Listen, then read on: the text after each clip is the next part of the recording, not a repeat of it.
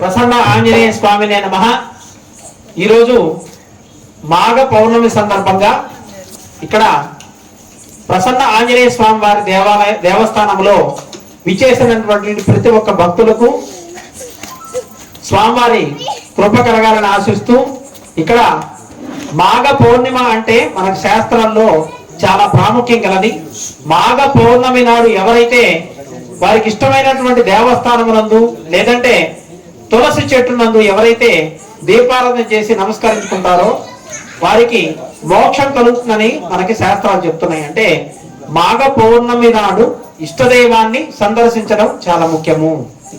పౌర్ణమి నాడు ఎవరైతే స్వామివారిని నమస్కారం చేసుకుని మేము తెలిసి తెలియక చేసిన తప్పులను క్షమించమని ఎవరికైతే స్వామివారికి నమస్కారం చేసుకుని ప్రార్థిస్తామో, మనస్ఫూర్తిగా మన సంకల్పంతో మన కోరికలు చెప్పుకుంటామో ఖచ్చితంగా కార్యసిద్ధి జరుగుతుంది.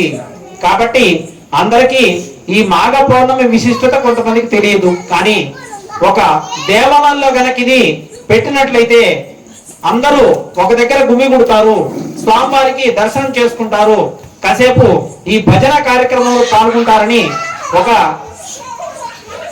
ఉభయదాతలు ఈరోజు దేవి వెంకటరామిరెడ్డి గారు, వారి ధర్మపత్ని శేషమ్మ గారు, అదేవిధంగా వారి కుమారులు గోపికృష్ణారెడ్డి గారి ఆధ్వర్యంలో ఈ రోజు మనకి ఇచ్చేసినటువంటి భజనా బృందము ఇక్కడ మనకు బ్రహ్మాండంగా స్వామి వారి ధ్యానంలో మనలో కాసేపటికి మంత్రముగ్ధులు చేయడం జరిగింది.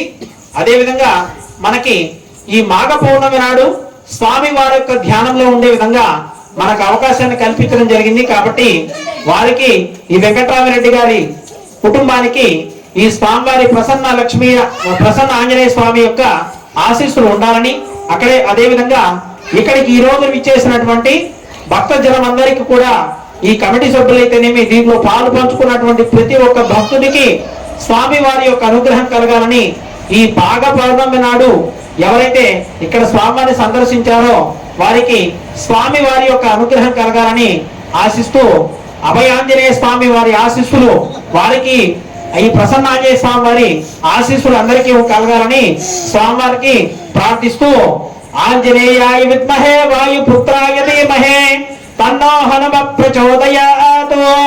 అభయాంజనేయ స్వామి వరద గోవింద, ప్రసన్న ఆంజనేయ స్వామి వరద గోవింద.